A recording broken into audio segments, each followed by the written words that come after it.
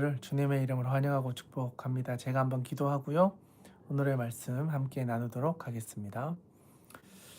하나님 아버지, 오늘도 저희들을 불러주셔서 사순절 말씀 로드로 함께 합니다.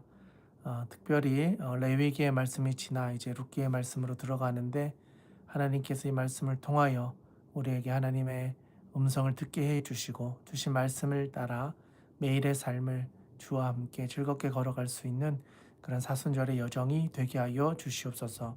오늘도 함께하는 모든 이들에게 동일한 은혜로 함께해 주실 줄 믿사오며, 귀하신 우리 구주 예수님의 이름으로 기도드립니다. 아멘. 할렐루야. 네. 벌써 2주차 이제 사순절 말씀 로드가 진행되고 있는데요. 끝까지 함께 해주셔서 주신 은혜를 함께 나누었으면 좋겠습니다. 그동안 우리 이제 창세기, 출애굽기, 레위기 이렇게 쭉 이렇게 하나하나 살펴보면서, 특별히 이번 사순절 말씀은 이제 레위기부터 시작을 했는데요. 벌써 레위기가 끝났습니다. 서목사님과 함께 어제 마지막 27장까지의 내용을 다 살펴보았고요. 제사, 예배, 또 성결, 우리의 삶에 대한 모든 부분들까지 하나님께서 말씀을 통해서 거룩하게 하셨던 그 말씀을 우리가 살펴보았습니다. 그리고 마지막에 가서 이제 기업 물을 자에 대한 이야기가 어제 살짝 나왔는데요. 하나님께서 주신 은혜를 이어가는 것, 고엘 제도라고 하지요. 약한 사람들, 소외된 사람들, 상처 입은 사람들, 우리 공동체에 있는 그들을 우리 공동체와 함께 책임지고 살아가는 것, 특별히 친족들, 가족들이 그런 사람들을 포기하지 않고 끝까지 챙겨가는 공동체, 그걸 이제 기업 물을 자라고 하는 표현 안에서 고엘이라고 하는데요. 그 고엘 제도가 가장 잘 나타나고 있는 책, 어쩌면 그게 룻기가 아닌가라는 생각이 듭니다. 그래서 오늘은 이제 그 룻기로 들어가서 하나님께서 우리에게 주신 은혜를 함께 나누고자 합니다. 오늘은 룻기 개관하고요. 1장, 2장의 내용을 같이 살펴보려고 합니다. 그래서 우리 주학일교회 성도님들에게는 이제 밴드에다가 우리 개관을 올려 두었습니다. 미리 한번 보시고 또 말씀으로 들어오시면 좋겠습니다. 또 온라인으로 함께 하시는 분들은 네이버 프리미엄 컨텐츠에서 로드앤로드 미니스트리 검색하셔서 거기서 룻기 이제 개관을 다운 받으셔서 참고해 주시면 감사하겠습니다. 네, 그 개관의 내용을 한번 읽으면서 오늘 말씀 같이 한번 살펴보도록 하겠습니다. 룻기 개관이고요. 제목을 기업 물을 자라고 한번 잡아봤습니다. 기업 물을 자라고 하는 이 단어가 룻기에서 아주 중요하게 다뤄지고 있기 때문에 룻기를 기업 물을 자라고 하는 이 주제로 좀 우리가 좀 집중해서 보면 좋겠다. 하나님의 은혜, 헤세드, 토브, 여러 가지 주제들이 있기는 하지만 그래도 기업 물을 자, 고엘 제도에 대한 이야기로 좀 집중해서 살펴보면 좋을 것 같습니다. 네, 한번 읽어보겠습니다. 룻기는 사사들이 치리하던 때를 배경으로 모압 출신의 이방 여인이었던 룻과 관련된 사건들을 4장에 걸쳐서 다루고 있습니다. 성경에서 여성의 이름으로 된 책이 룻기와 에스더 2권밖에 없는 것을 볼 때 이 책은 아주 특별한 의미를 가진다고 볼 수 있겠습니다. 그리고 사사 시대는 성경에서 가장 불안했던 시기를 상징하는데, 룻기 역시 흉년이라는 상황 속에서 남편과 시아버지의 죽음을 맞이하면서 나아가야 할 방향을 잃어버린 불안한 여인의 가정사를 다루고 있습니다. 또 젊은 과부였던 룻은 홀로 된 시어머니 나오미와 함께 모압, 자기의 고향을 떠나서 시어머님의 고향 유다 베들레헴으로 이주를 하게 됩니다. 또 그 이주한 곳 베들레헴으로 돌아왔을 때 그곳에서 살아가는 삶은 여전히 쉽지 않았습니다. 또 근처 들에 나아가서 굶주림을 해결하기 위해서 이삭을 주어야 했고, 궁핍했던 상황은 크게 변하지 않았습니다. 그런데 반전이 시작됩니다. 반전이 뭐냐, 바로 남편의 친척이었던 보아스라고 하는 사람이 등장하면서 룻이 그 사람이 소유한 들에 가서 이삭을 죽게 되고 그것을 시작으로 보아스와 관계를 맺게 됩니다. 거기에서 등장하고 있는 아주 중요한 표현인데요. 바로 기업 물을 자로서 보아스가 공식적인 책임을 다하기로 하면서 둘은 부부로서 새로운 가정을 만들게 됩니다. 또 그 사이에서 오벳이라는 아들이 태어났는데 이 사람이 누구냐 보니까 다윗의 아버지인 이새의 아버지다. 그러니까 다윗의 조상이 되는 거죠. 할아버지가 되는 거죠. 그리고 다윗 왕조의 후손으로 오실 메시아 예수님을 예고하게 되는 책으로서 하나님의 신실하심과 구원을 주제로 온 인류에 대한 하나님의 구원하심과 긍휼히 여기심을 보게 하는 책이 바로 룻기입니다. 여기까지 하면 룻기에 대한 기본적인 내용을 좀 다뤄본 것 같고요. 룻기에서 좀 배경적으로 나오는 게 바로 사사시대라고 하는 표현이 나오는데요. 사사기의 내용과 좀 연결해서 보자면 가장 혼란했던 시기, 바로 앞이 사사기잖아요. 사사기 21장에 가보시면 갈 바를 알지 못했던 이스라엘 백성들이 각자의 소견에 옳은 대로 행하는 일들, 그래서 마지막 21장 25절에 보면 그때 이스라엘에 왕이 없으므로 사람이 각기 자기의 소견에 옳은 대로 행하였더라. 이게 사사기 전체의 요약이거든요. 마지막 절에서 나왔던. 그런데 그 배경 속에 룻기가 있습니다. 그리고 룻이라는 여인이 그런 시대 속에서 살아갔다라는 것을 말해주고 있습니다. 쉽지 않았겠죠. 각자의 소견대로 행하던 시대에 한 여인, 그것도 남편을 잃어버린 여인의 이야기. 그렇기 때문에 이 룻기는요, 하나님이 우리에게 어떤 분이신지를 더 잘 보여주는 책일 수도 있을 것 같습니다. 네, 룻기의 구조 및 내용이고요. 4장이다 보니까 제가 4개로 한번 나누어서 간략하게 장별 주제 내용들, 좀 중요한 내용들만 좀 뽑아 보았습니다. 먼저 1장에서는요. 사사들이 치리하던 때 흉년, 모압 지방에 거주했다라는 표현이 나오고요. 엘리멜렉, 나오미가 부부, 그리고 두 아들 말론과 기럨, 그리고 이제 각각의 부인 룻과 오르바 해서 어떻게 보면 부모님과 두 아들의 가정 이야기인 거죠. 네, 거기에서 모압에 거주한 지 10년 나오미, 룻, 오르바만 남게 됩니다. 남편들이 다 죽게 되는 참 안타까운 일을 경험하게 되는 거죠. 그러면서 시어머니인 나오미가 두 며느리에게 자기의 고향으로 돌아가라고 권면합니다. 사실 두 며느리에게 진심으로 이제 돌아갈 것을 권면했는데 한 명은 돌아가고 한 명은 돌아가지 않게 되는 거죠. 요거는 좀 이따 내용에 더 자세하게 살펴보기로 하고요. 여튼 두 며느리에게 자기의 고향으로 돌아가라고 권면했던 내용, 오르바는 고향으로 룻은 나오미와 함께 가기로 작정합니다. 그러면서 아주 중요한 고백을 하게 됩니다. 어머니의 백성이 나의 백성이 되고 어머님의 하나님이 나의 하나님이 되시리니. 이거는 룻기의 주제절이라고 볼 만큼 아주 중요한 내용인데요. 어머니의 하나님이 나의 하나님이 된다.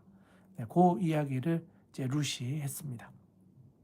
그리고 나서 보리 추수 시작할 때 이제 출발을 했고 결국은 이제 베들레헴에 도착했다라고 하는 것을 마지막 절에서 1장의 마지막 절에서 보리 추수 시작할 때 베들레헴에 이르렀다라고 하면서 도착한 이야기, 거기에 이제 1장의 마무리가 될 수 있겠습니다.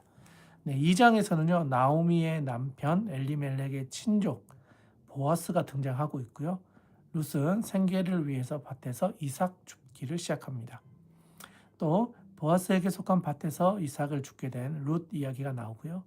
룻이 시어머니에게 행한 모든 것과 고향을 떠나 여기로 온 것을 보아스가 다 알게 되고, 그리고 또 이제 나오미가 룻에게 그가 여호와께로부터 복 받기를 원하노라, 그가 살아있는 자와 죽은 자에게 은혜 베풀기를 그치지 아니하도다라고 하면서 시어머니가 룻에게 해주는 말, 또 마지막에 보시면 그 사람은 우리와 가까우니 우리 기업을 물을 자 중에 하나이니라. 기업을 물을 자가 드디어 등장했습니다.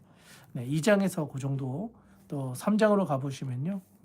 내 딸아 내가 너를 위하여 안식할 곳을 구하여 너를 복되게 하여야 하지 않겠느냐. 시어머니가 며느리에게 하는 표현이고요. 또 어머니의 말씀대로 내가 다 행하리이다. 이는 당신의 기업을 물을 자가 됨이니이다 하면서 기업 물을 자에 대한 이야기가 계속 등장하기 시작합니다. 그러면서 룻에 대해서 이제 현숙한 여자인 줄 나의 성읍 백성이 다 아느니라라고 하면서 보아스가 룻이 어떤 여인인지 알고 있다라는 이야기를 하게 되죠.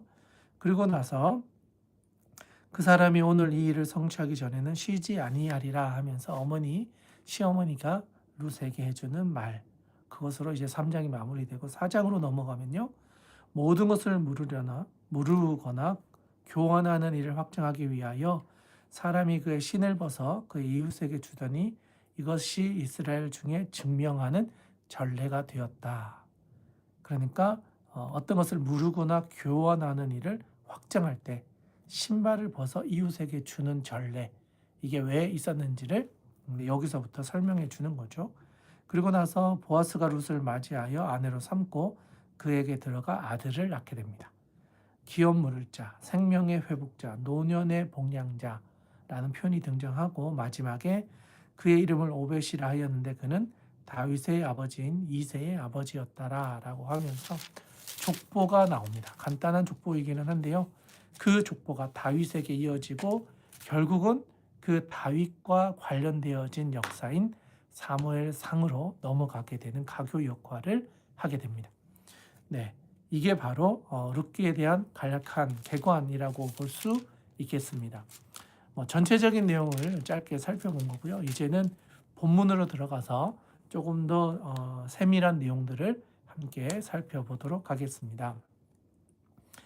네, 룻기로 들어가 보시면요. 1장으로 한번 들어가 보시면 사사들이 치리하던 때에 그 땅에 흉년이 들었다 라고 하면서 1절을 시작합니다. 1장 1절. 사사들이 치리하던 때, 사사기를 배경으로 하고 있다. 그리고 흉년이 들었다. 그러니까 시대적으로도 고난이 있는데 환경적으로 이제 흉년이 찾아와서 모압이라고 하는 지방에 살고 있었던 한 가정에 어려움이 닥쳤다는 것을 말해줍니다. 그런데 보니까 이 사람들은 원래는 유다 베들레헴 출신이었는데 이제 나중에 결혼해서 두 아들을 데리고 모압 지방에 가서 살고 있었던 거죠. 이주해서 살고 있었던 거죠.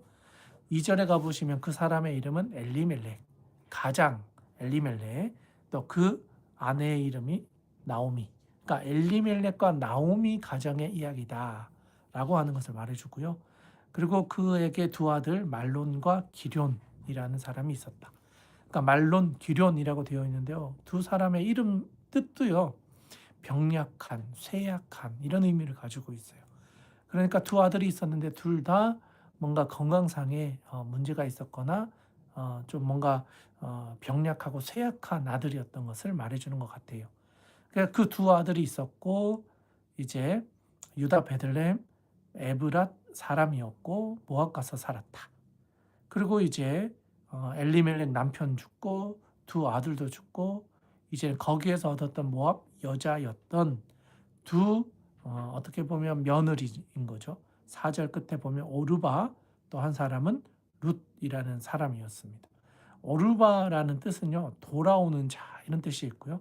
룻은 친구 이런 뜻도 있고요. 우정 이런 의미를 가지고 있는 단어 자체는 그런 의미를 가지고 있습니다. 네, 거기서 보니까요 그들이 거주한 지 10년쯤 되었다라고 합니다. 그러니까 이주한 지 10년. 원래는 베들레헴 사람이었는데 모압 지방으로 이사를 와서 이주한 지 10년 되었는데 그 사이에 이제 나오미의 남편 그리고 오르바와 룻의 남편 그러니까 총 3명의 남자들 엘리멜렉, 말론, 기럨이 죽게 되었다. 그리고 이제는 세 여인 나오미와 오르바와 룻만 남게 되었다는 것을 말해줍니다. 그런 중에 6절에 가보시면 모압 지방에서 여호와께서 자기 백성을 돌보시사 그들에게 양식을 주셨다 함을 듣고 이에 두 며느리와 함께 일어나 모압 지방에서 돌아오려고 하여 있던 곳에서 나오고 두 며느리도 그와 함께 유다 땅으로 돌아오려고 길을 가다가, 그러니까 출발은 한 거예요. 근데 가다 보니까 이 두 여인을 데리고 베들레헴 고향 땅으로 돌아가는 것이 이 두 여인에게는 가혹한 일일 수도 있겠다라고 시어머님이 먼저 생각한 거예요. 그러니까 어떤 사람들은 오르바가 뭐 시어머님을 버리고 도망간 것처럼 이야기하는 분들도 있는데 그러지 않아요. 룻과 오르바 둘 다, 두 며느리 다 어머니와 함께 하기를 원했고 가려고 했다는 거예요. 그런데 보니까 8절에 나오미가 하는 말이에요. 시어머니가 두 며느리에게 하는 말이에요. 너희는 각기 너희의 어머니의 집으로 돌아가라.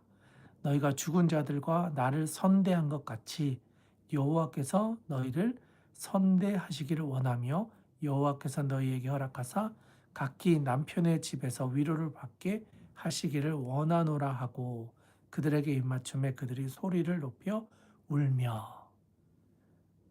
그러니까 두 며느리 오르바와 룻은요 어머니와 함께 하려고 했고 어머님이 고향으로 돌아가라 라고 할 때 울면서 어머니와 함께 할 것을 마음을 가졌던 것인 거죠. 그만큼 이 세 명의 관계가 끈끈했다. 그리고 시어머님에 대한 리스펙이 있었다. 그리고 정말 사랑했던 것 같아요. 그러니까 단순히 잘해주고 잘 보여주고 그러니까 그 정도가 아니라 진심으로 서로가 서로에게 귀한 사람이었다라는 것을 여기에서 그들이 소리를 높여 울며라고 하는 표현 안에 얼마나 그들이 간절하게 서로를 보고 있었는가 또 그런 관계를 맺고 있었는가 하는 것을 보여주는 것 같습니다. 그래서 10절에 보면요. 나오미에게 이르되 아니니이다. 우리는 어머니와 함께 어머니의 백성에게로 돌아가겠나이다. 그러니까 어머니에게 자기의 인생을 맡기고 같이 가겠다. 우리는 운명 공동체입니다. 그런 표현들인 거죠. 그랬더니 11절에 내 딸들아 돌아가라. 너희가 어찌 나와 함께 가렸느냐. 내 태중에 너희의 남편이 될 아들들이 아직 있느냐. 그러니까 여기서 보면 내 딸들아 이렇게 표현해요. 그러니까 며느리인데 정말 딸처럼 여겼던 거죠. 나와 함께 가면 고생할 길이 뻔하니 차라리 고향으로 돌아가서 부모님이 있는 곳에 가서 차라리 새로 결혼해서 새로운 가정을 꾸려라 라고 하는 것을 시어머니가 먼저 말을 하는 거죠. 내 딸아. 딸처럼 여겼던 시어머니. 그리고 정말 간곡히 말하죠. 이스라엘 백성들은 원래 첫째 아들이 아들을 낳지 못하고 죽으면 둘째 아들이 또 그 며느리와 결혼하고 이렇게 해서 계속해서 대를 이어가는 전통이 있었는데 이 나오미에게는 아들이 없기 때문에 대를 이을 수도 없고 그러니까 차라리 고향으로 돌아가라 그렇게 이야기를 했던 것 같습니다. 그렇게 해서 정말 이거는 참 시어머니와 며느리의 어떤 특별한 관계였던 것을 보여주는 것 같아요. 11절부터 13절까지 그 어머니의 간절한 두 딸을 바라보는 며느리를 바라보는 마음이 잘 표현되어져 있고요. 14절에 가보시면 그들이 소리를 높여 다시 울더니 그러니까 이들이 진심이었던 거죠. 그러니까 단순히 한번 예의상 한번 해본 거 그런 느낌이 아니에요. 다시 소리를 높여 울면서 시어머님을 혼자 보내게 되는 그 안타까움이 분명히 나타납니다. 그렇지만 14절 뒤에 가보시면 오르바는 그의 시어머니에게 입맞추되 룻은 그를 붙쫓았더라. 이 표현이 좀 이렇게 좀 애매한데 잘 쓰지 않는 붙쫓았더라. 그러니까 그만큼 간절히 어머님을 붙잡고 쫓았다 이런 표현인데 잘 쓰지 않는 표현이어서 좀 어색하긴 하는 것 같습니다. 어쨌든 오르바는 입맞추고 고향으로 돌아갔고 룻은 어쨌든 어머니와 함께 그 길을 나섰다라고 하는 이야기가 14절에 나옵니다. 그러니까 여기까지 보면요. 이 세 명의 관계는 특별했다. 그 남편을 잃은 그 아픔과 상처를 공감하고 서로가 서로에게 위로자가 되어주고 이 슬픔을 견뎌내면서 한 팀이 되었을 만큼 깊은 관계를 맺고 있었다는 것을 보여줍니다. 그러면서 어머니의 간절함이 이 딸들의 마음, 며느리의 마음을 어떻게 보면 바꾼 것 같아요. 어머니의 간절한 마음과 현실적으로 갔을 때 우리가 먹고 살 수 있을까? 이런 두려움과 염려들, 이런 모든 것들 가운데 오르반은 어머니에게 입을 맞추고 고향으로 돌아가는 선택을 했고, 룻은 끝까지 그것을 붙잡고 나아가는 선택을 했다. 여기서 중요한 건 선택을 했다는 거예요.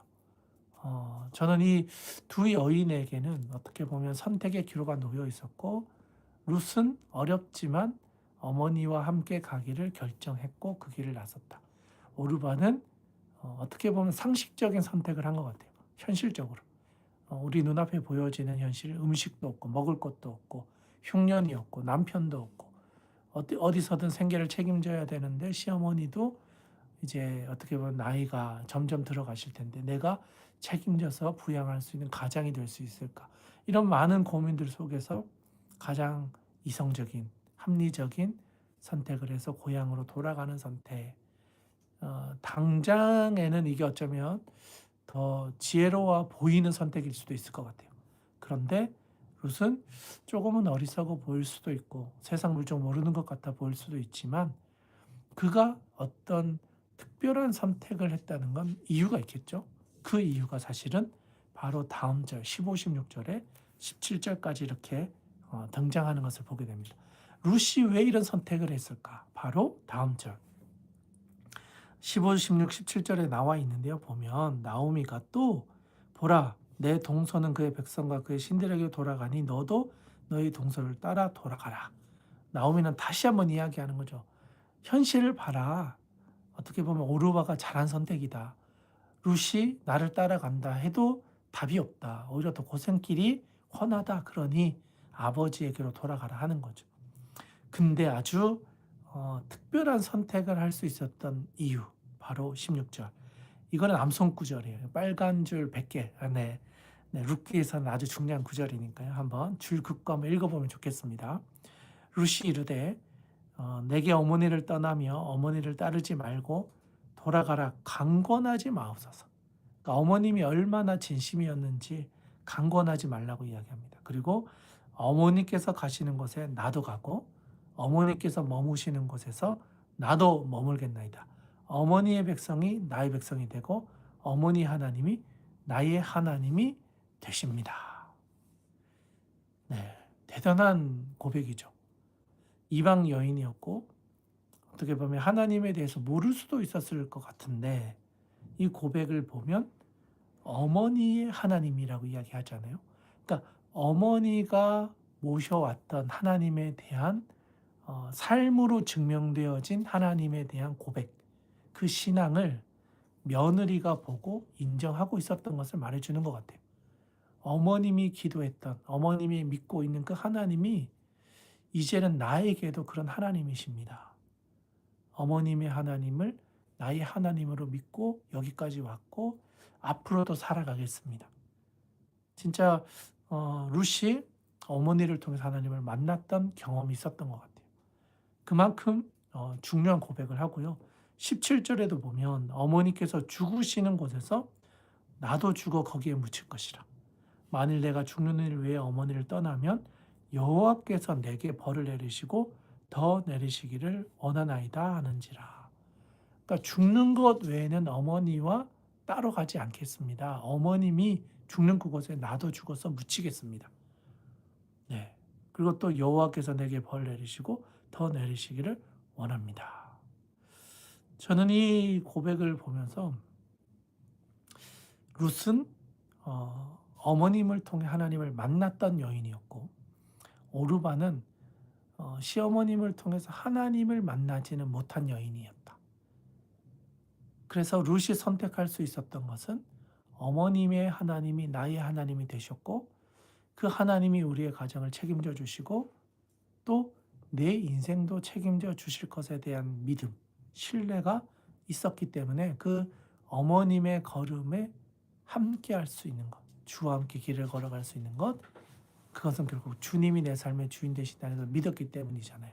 그러니까 여기서도 룻이 이 길을 걸어갈 수 있었던 것은 시어머니 나오미의 하나님이 나의 하나님이 되어 있었기 때문에. 반면에 오르바는 시어머님의 하나님이 나의 하나님까지는 아니었던 거죠. 그러니까 시어머님을 리스펙은 하지만 그 하나님이 나의 하나님은 아니었다. 그러니 현실적인 선택을 했고 당장의 문제를 해결할 길은 나의 육신의 부모가 계신 모압 땅으로 또 그 고향으로 돌아가는 거다. 그래서 그 길을 갔다.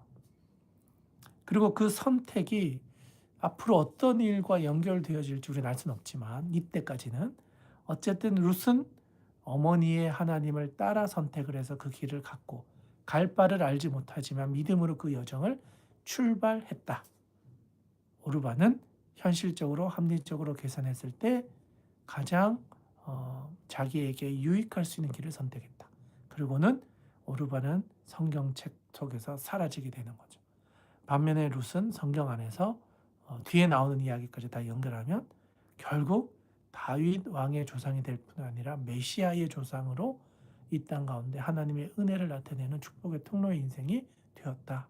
그리고 그 선택에는 이런 믿음의 고백이 있었다는 거죠.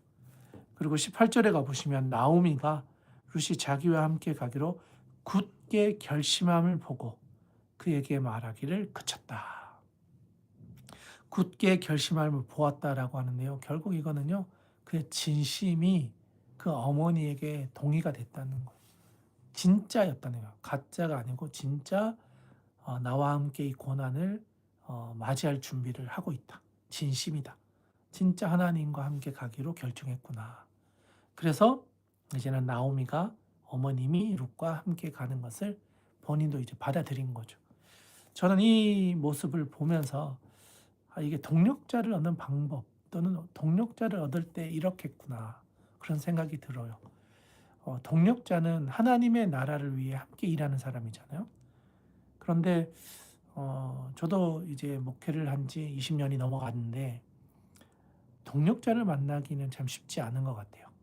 현실적인 계산을 하기도 하고 상황이 또 바뀌기도 하고 자기에게 유익했던 것들 또 현실적인 것들 때문에 같은 일을 하기가 참 쉽지 않더라고요. 똑같은 목회자여도 바라보는 관점이 다르고 또 선택하는 순간에 보면 그 기준이 다 다르더라고요. 그런데 여기에서 보여주는 이 모습을 보면 진짜 평생 같이 갈 사람은 이런 선택을 하는구나. 나오미의 현실과 상황과 여건들을 떠나서 하나님을 보고 그와 함께하기로 결정하는 사람. 그게 바로 평생의 동력자구나. 그런 점에서 오늘 말씀을 듣는 여러분들에게도 이런 동력자가 있는지 한번 점검해 보셨으면 좋겠습니다. 또 반대로 나는 이런 동력자를 세워가고 만들어가고 되어주고 있는가 누군가에게 정말 평생에 함께 걸어갈 수 있는 하나님의 나라를 위해 동행할 수 있는 사람 배우자가 그러면 가장 힘이 되겠죠. 믿음의 배우자 또 믿음의 친구들 또 우리 자녀들이 또 이런 선택을 하면 좋겠죠. 나오미와 룻 어떻게 보면 가장 어려운 관계잖아요. 시어머니와 며느리는 사실 진짜 이건 같이 뭔가를 하기 쉽지 않잖아요. 근데 여기서는 불가능해 보이는 일을 가능하게 했다. 시어머니와 며느리가 함께 하나님의 나라를 위해 이 어려운 고난의 길 같이 가기로 했다. 이거는 참 쉽지 않은 일이에요. 그런데 오늘 본문에서는 함께 가기로 굳게 결심했다. 믿음의 동력자가 되기로 약속했다라는 것을 말해줍니다. 그러면서 이제 모압에서 이 두 사람은 베들레헴까지 이르게 됩니다. 그래서 이제 베들레헴 성에 이제 도착을 했는데요. 보니까 20절에 나오미가 도착한 그 성 사람들에게 하는 말이에요. 나를 나오미라 부르지 말고 나를 마라라 부르라. 이는 전능자가 나를 쉼이 괴롭게 하셨습니다. 그러니까 나오미라는 뜻은요. 기쁨, 희락 이런 의미가 담겨져 있거든요. 그런데 마라라고 불러라. 마라는 슬픔, 괴로움 이런 것을 담고 있습니다. 그러니까 기쁨이라는 나오미가 이제는 슬픔이라는 마라로 자기의 이름을 바꿔서 불러라 라고 할 정도로 고난과 어려움과 슬픔 가운데 있었던 것을 말해줍니다. 그런데 21절에 가보시면 그런 이유가 나오죠. 내가 풍족하게 나갔더니 여호와께서 내게 비어 돌아오게 하셨느니라. 그러니까 베들레헴에서 잘 나갈 때 이주를 한 것 같아요. 모압으로 간 것 같아요. 그러니까 있는 것도 있고 좀 믿을 만한 이제 돈이 생기니까 좀 더 뭐 큰 성이었는지 또 잘 이제 뭐 자기 뜻대로 살고 싶은 어떤 것들을 따라서 모압 땅으로 넘어간 거죠. 잘 될 줄 알고 갔는데 오히려 다 잃어버리고 비어서 빈손으로 고향으로 돌아오게 하셨다. 그렇기 때문에 나를 나옴이라 부르지 말고 마라 슬픔이라 불러라. 이렇게 시어머니가 자기의 인생을 한탄하는 그런 이야기가 나오고 있습니다. 그리고 22절에 가보시면 나오미가 모압 지방에서 그의 며느리 모압 여인 룻과 함께 돌아왔는데 그들이 보리 추수 시작할 때에 베들레헴에 이르렀다라고 되어 있습니다. 보리 추수 시작할 때 베들레헴에 도착했다라고 되어 있는데요. 우리는 보리 추수 그러면 우리 한국 달력으로는 뭐 한 3월이나 4월경 이제 봄이 될 때 보리를 추수하잖아요. 그런데 이제 베들레헴 그러니까 이제 이스라엘 땅은 이때가 그 1월경이라고 해요. 새해가 시작하는 때쯤 이제 보리를 추수한다고 이야기합니다. 그래서 그 당시에 있는 그 사람들에게는 새해가 시작되는 해였고 우리 달력으로 하면 3, 4월경 봄 이때쯤을 이야기합니다. 그러니까 모든 것을 시작하는 때에 베들레헴에 도착했다. 모든 것의 시작을 알리는 보리 추수 1월 때 그때 이제 베들레헴에 도착했다. 그런데 베들레헴의 뜻이 떡집이잖아요. 떡집. 그러니까 그동안은 흉년으로 인해서 기근 먹을 수가 없었고 굶주렸는데 이제는 고향 땅으로 돌아와서 보리가 추수를 하게 되는 새로운 시작을 알리는 1월에 떡집 먹을 것이 생기는 곳으로 돌아왔다. 그러니까 이게 어떻게 보면 시대적인 상황과 현실적인 어떤 계절의 변화, 시간의 변화들이 다 이제 그러니까 아우러져 있는 건데요. 혼란한 시대 가운데 흉년을 만났던 사람들이 하나님의 은혜 때에 고향 땅 베들레헴으로 돌아와 떡집 하나님의 은혜를 맛보게 되는 먹게 되는 그때 돌아왔다. 그러니까 이게 다 이제 연결되어져서 레이어가 쌓인 것 같아요. 이제부터 시작되는 새로운 시작. 하나님의 은혜가 어떻게 이 가정에 일어나게 되는지 그것을 2장에서 보여주게 됩니다. 네, 2장으로 한번 넘어가 보겠는데요. 2장으로 넘어가 보면 나오미의 남편 엘리멜렉의 친족 중 유력한 자가 있었는데 그 사람의 이름은 보아스라고 합니다. 보아스라는 단어의 뜻 자체가 좀 부유한 사람, 유력한 사람 이런 의미를 가지고 있습니다. 네, 그 사람은 나오미의 남편 엘리멜렉의 친족이었다라고 하는데요. 이 친족이었다라는 것이 왜 중요한지는 뒤에 가면 나오는데 바로 기업 물을 자. 이게 너무 중요하게 나오거든요. 기업 물을 자라고 하면 우리는 그냥 뭐 기업을 물러주나? 뭐 그냥 좀 쉽게 생각할 수 있는데 이스라엘 백성들에게는 이걸 이제 고엘 제도라고 해서 친족 중에 어려움이 당하면 그 빚을 가족들이 또는 친족들이 대신 갚아주고 그들을 공동체 안으로 들어오게 해주는 것이 그들의 문화고 풍습이었어요. 전통이었던 거죠. 그렇기 때문에 친족 보아스는 어떻게 보면 이 가정의 새로운 가장이 될 수 있는 가능성이 있는 존재였던 거죠. 그러면서 보니까 2절에 모압 여인 룻이 나오미에게 이르되 원하건대 내가 밭으로 가서 내가 누구에게 은혜를 입으면 그를 따라서 이삭을 죽겠나이다 하니 나오미가 그에게 이르되 내 따라 갈지어다 하매 어머니에게 이제 나아가서 이제 이삭을 죽겠습니다. 그리고 내 따라 잘 다녀와라 이렇게 대화를 나눈 거죠. 그래서 룻이 이제 나갑니다. 3절에 보면 베는 자를 따라 밭에서 이삭을 줍는데 우연히 엘리멜렉의 친족 보아스에게 속한 밭에 이르렀다라. 우연히.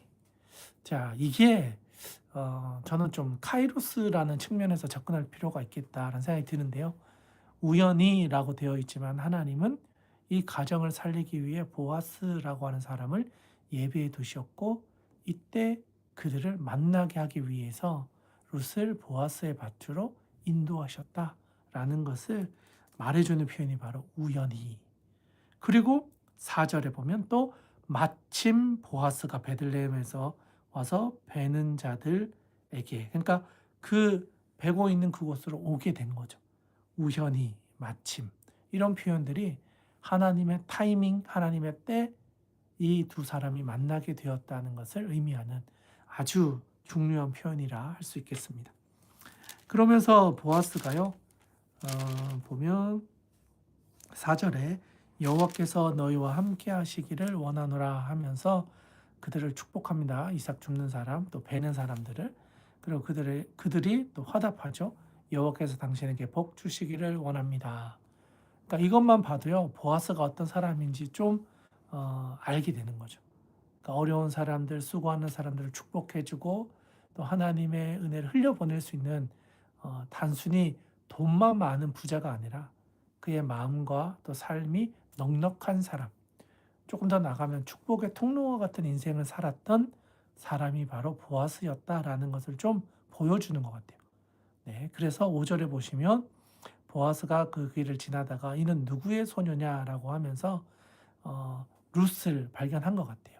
그랬더니 나오미와 함께 모압 지방에서 돌아온 모압 소녀인데 베는 자를 따라 단사에서 이삭을 죽게 하소서 하였고 아침부터 지금까지 계속 죽고 있습니다. 종이 그 이야기를 하는 거죠. 그랬더니 보아스가 룻에게, 그러니까 처음으로 이제 룻에게 대화를 하는 거죠. 아주 중요합니다. 8절, 9절. 보아스가 룻에게 하는 말이에요. 제가 한번 읽어볼게요. 내 딸아 들으라. 여기서도 딸이라고 표현해요. 내 딸아. 그만큼 존귀하게 여겨주고 있는 거죠. 내 딸아 들으라. 이삭을 주러 다른 밭으로 가지 말며 여기서 떠나지 말고 나의 소녀들과 함께 있으라. 그들이 베는 밭을 보고 그들을 따르라. 내가 그 소년들에게 명령하여 너를 건들지 말라 하였느니라. 목이 마르거든 그릇에 가서 소년들이 길러온 것을 마실지니라 하는지라. 아멘. 보아스가요 룻에게 아주 존귀하게 그를 여겨줍니다. 내 딸아 다른 밭으로 가지 말고 나의 소녀들과 함께 여기서 죽고 또 목마르면 가서 물을 마셔라 라고 하면서 아주 존귀하게 여기고 있는 것을 보여줍니다. 그리고 10절 이하에 가보시면 룻이 엎드려 땅에 대고요. 나는 이방 여인인데 어찌하여 나에게 은혜를 베푸시며 나를 돌보시나이까 라고 하면서 이 룻도 정말 좋은 사람이라는 걸 보여주는 것 같아요. 이 사람이 얼마나 진실되게 살아왔는지, 이방 여인인데 자기를 이렇게까지 여겨주니 그 은혜를 내게 베푸시는 것을 감사할 줄 아는 사람이었던 거죠. 그리고 11절, 12절, 네, 요거는 어떻게 보면 오늘 본문 말씀에서는 두 번째로 중요한 구절인 것 같아요. 두 번째. 빨간색 50개 할 수 있는 본문인데요. 11절, 12절. 보면 보아스가 또 룻에게 하는 말이에요. 내 남편이 죽은 후로 내가 시어머니에게 행한 모든 것과 내 부모와 고국을 떠나 전에 알지 못하던 백성에게로 온 일이 내게 분명히 알려졌느니라. 그러니까 보아스가 룻의 상황을 다 알고 있다라는 거죠. 그리고 여호와께서 내가 행한 일에 보답하시기를 원하며 이스라엘의 하나님 여호와께서 그의 날개 아래에 보호받으러 온 내게 온전한 상 주시기를 원하노라 하는지라. 아멘. 그러니까 하나님께서 이 쉽지 않은 길을 걸어온 룻에게 축복해 주시기를 빌고 있는 거예요.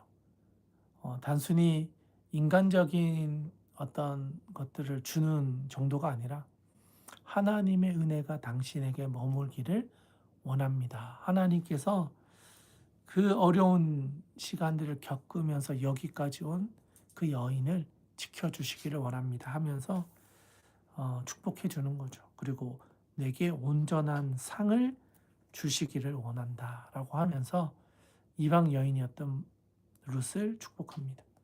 그리고 13절에 가보면 룻이 화답하죠. 내 주여 내가 당신께 은혜 있기를 원하나이다. 나는 당신의 하녀 중에 하나와도 같지 못하오나 당신이 이 하녀를 위로하시고 마음을 기쁘게 하는 말씀을 하셨나이다 하니라. 사실 뭐 사사시대라 그랬잖아요. 다 자기의 소견에 옳은 대로 행하고 갈 바를 알지 못하고 흉년을 만나고 당장 자기 살 길도 정말 쉽지 않은데 남을 이렇게 챙기고 배려하고 축복의 통로가 되어준다는 것은 쉽지 않잖아요. 그러니까 룻이 자기가 당신의 종 중에 하나일 뿐인데 이렇게까지 위로해 주시고 마음 쓰고 나를 이렇게 챙겨주시는 그 은혜에 대해서 감사할 줄 아는 그 룻의 모습을 보여줍니다. 아마 이 대화를 통해서 보아스는 룻에 이제 대해서 아주 인격적으로 알게 된 것 같아요. 그동안은 소문으로 이런 어려움 중에서도 모압 여인이 이렇게 따라왔더라라고 하는 이야기를 들었는데 이제는 인격적인 교제가 시작된 거죠. 아, 룻이 이런 여인이구나. 이런 마음을 가지고 있구나. 그리고 나서 14절 가보시면요. 식사할 때 보아스가 룻에게 이리로 와서 떡을 먹으며 내 떡 조각을 초에 찍으라 라고 하면서 이제는 좀 더 적극적으로 챙겨주는 것 같아요. 아까는 그냥 이상만 주어라, 물 먹어라, 뭐 그 정도였다면 이제는 밥 먹을 때도 이 근처에 와서 떡을 먹어라, 초에 찍어라 라고 하면서 좀 이제는 룻에게 조금 더 적극적으로 관계를 이제 만들어가는 모습을 보여줍니다. 그리고 이제 15절에 가보시면요. 일부러 소년들에게 말해가지고 곡식단 사이에서 줍고 책망하지 말고 오히려 다발을 조금씩 뽑아서 줄 수 있도록 배려해 주는 겁니다. 이게 친데레라고 하나요? 은근슬쩍 챙겨주는 거 있잖아요. 모르는 척 하지만 챙겨주는. 네, 이 보아스는 보통 사람이 아닌 것 같습니다. 네, 자기의 마음과 또 그 여인에 대한 마음을 참 이렇게 네, 잘 또 챙겨주면서 그를 보호해주는 모습들까지도 보여줍니다. 네, 17절에 가보시면요. 룻이 밭에서 저녁까지 죽고 죽은 것을 떨어보니까 볼이 한 에바라고 되어 있는데 약 22리터 정도 되는 1.5리터를 봤을 때 상당히 많은 양을 주운 거죠. 그만큼 열심히 최선을 다해서 보리를 주운 것을 보여줍니다. 그리고 이제 그 뒤에 보면요. 주운 것을 가지고 가고 또 배불리 먹고 남았던 것들까지도 가져가서 시어머니에게 줘요.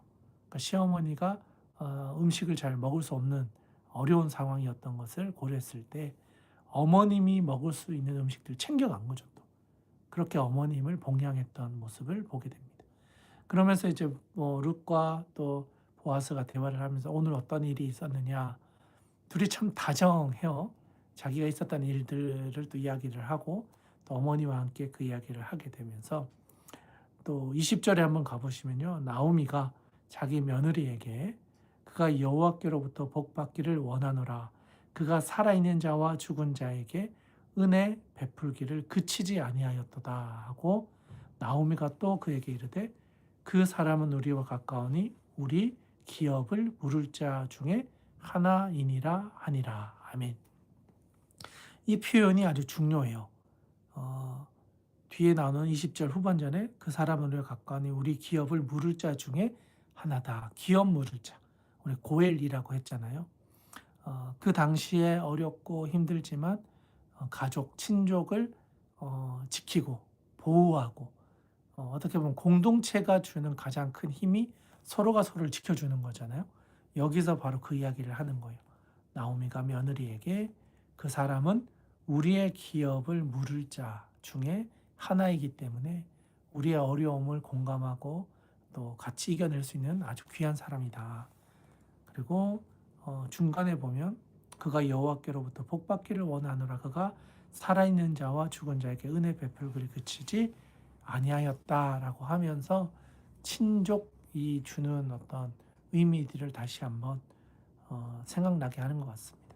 돌아가신 분, 또 죽은 남편, 자녀, 그런데 그것을 기억하면서 그의 자녀들을 또 그 아내와 또 며느리를 챙겨주는 모습, 그게 그의 모습을 통해서 나타나고 있었던 것을 말해주는 거죠. 네, 그렇게 해서 룻은요 끝까지 계속해서 그 집에 가서 이제 이삭을 죽게 됩니다. 그리고 23절 마지막 절인데요. 이에 룻이 보아스의 소녀들에게 가까이 있어서 보리 추수와 밀 추수를 마치기까지 이삭을 주며 그의 시어머니와 함께 거주하니라. 아멘. 네, 보리 추수가 시작할 때라 1월 경에 왔다 그랬잖아요. 보리 추수가 1월이었다면 밀 추수는요 대략 6개월, 6주에서 7주 정도의 뒤에 밀을 추수하거든요. 그 이스라엘 땅에서는요. 그러니까 한두 달이 더 연장되는 거죠. 1월부터 2월, 3월 정도까지 한 두세 달 정도의 시간 동안에 보리도 줍고 밀도 주우면서 시어머니와 함께 거주했다. 가장 어려운 시기를 이제 그 집에서 보아스의 집에서 밀 이삭 또 보리 이삭을 주우면서 그 어려움을 이겨냈다. 이게 아주 중요한 이야기인 거죠. 고생 가운데도 며느리를 통해서 시어머니가 그 어려움의 문제를 넘어가게 되고 또 보아스라고 하는 친족을 만나게 되어서 기업 물을 자로서의 책무를 감당할 수 있는 사람과 연결되어지는 이야기. 네, 여기까지가 바로 1, 2장의 내용입니다. 그 뒷이야기가 궁금하시다면요, 내일이 아니고 다음 주죠. 다음 주에 서유준 목사님과 3장, 4장의 내용으로 또 여러분들이 찾아오셔서 함께 만나주시면 좋겠는데요. 오늘 내용에서 가장 중요한 표현이 있다면 바로 기업 물을 자라는 표현입니다. 우리에게는 좀 익숙하지 않은 표현일 수도 있지만 기업 물을 자라는 건요. 어떻게 보면 서로가 서로를 지켜주는 관계, 공동체가 주는 유익, 서로가 정말 진심인 사람들과의 그 친밀함 속에서 맺어질 수 있는 하나님의 은혜, 그 사랑을 우리에게 보여주는 것이라 할 수 있겠습니다. 그리고 이거는요, 결국 예수 그리스도에게로 연결되어지는 것 같아요. 하나님의 구원의 때, 하나님이 만나 주실 때, 또 하나님 찾아오셨을 때, 우리 인생 가운데 새로운 터닝 포인트가 되었을 때 진심인 사람, 예수 그리스도가 내 삶의 주인 되심을 믿고 갈 바를 알지 못하지만 그 길을 나설 수 있는 사람들, 그리고 주님을 따라 내 인생을 계획하고 걸어갔을 때 하나님이 내 인생의 기근의 문제, 또 여러 가지 어려운 상황과 환경들을 이겨낼 수 있도록 길을 열어주시는 하나님의 그 구원의 계획과 또 소망을 주시는 것, 이 모든 것들이 정말 믿음으로 결정하고 나아가는 사람들에게 주시는 하나님의 은혜라는 사실을 오늘 말씀은 우리에게 알려주는 것 같습니다. 네, 오늘 주신 말씀, 특별히 사순절 말씀 로드 기간 가운데 우리에게 주시는 하나님의 은혜, 구원의 감격, 또 새로운 시작을 주시는 하나님의 긍휼하심, 그 모든 것들을 기억하면서 여러분들의 삶 가운데 새로운 시작이 바로 이 사순절 말씀 로드 기간 안에 찾아오셔서 주와 함께 새로운 시작을 할 수 있기를 주님의 이름으로 축복합니다. 네, 오늘 말씀 여기까지 하고요. 제가 기도하고 마치도록 하겠습니다. 하나님, 오늘 주신 말씀을 기억합니다. 룻기가 사사시대 가장 혼란하고 어렵고 정말 갈 바를 알지 못하던 방향을 잃어버린 시대 속에서 가장 어려운 또 흉년까지 겹치며 생계의 문제까지도 정말 정말 책임질 수 없는 그 한 치 앞도 알 수 없는 그 상황 속에서 믿음으로 갈 바를 알지 못하는 그들이 한 걸음 내디뎠을 때 하나님께서는 그들에게 새로운 길을 열어주시고 하나님께서 주어주셨던 소망의 길, 보아스라고 하는 하나님의 은혜의 축복의 통로를 만나게 해주셨던 것처럼 혼란한 이 시대를 살아가는 우리들에게도 하나님 그러한 은혜를 주시고 소망과 위로와 하나님 주시는 새로운 문을 우리 눈앞에서 경험하고 열고 나아갈 수 있는 믿음을 우리에게 허락하여 주시옵소서. 수고하고 무거운 짐진 자들 주님께 나왔습니다. 하나님 함께해 주셔서 우리의 짐을 대신 짊어져 주셔서 가볍게 주와 함께 그 길을 걸어갈 수 있도록 주님 역사하여 주시옵소서. 오늘도 함께해 주심을 감사하며 귀하신 우리 구주 예수님의 이름으로 감사하며 기도드리옵나이다. 아멘. 네, 다음 주에 우리 서유준 목사님과 다음 구절로 함께하도록 하겠습니다. 수고 많으셨습니다.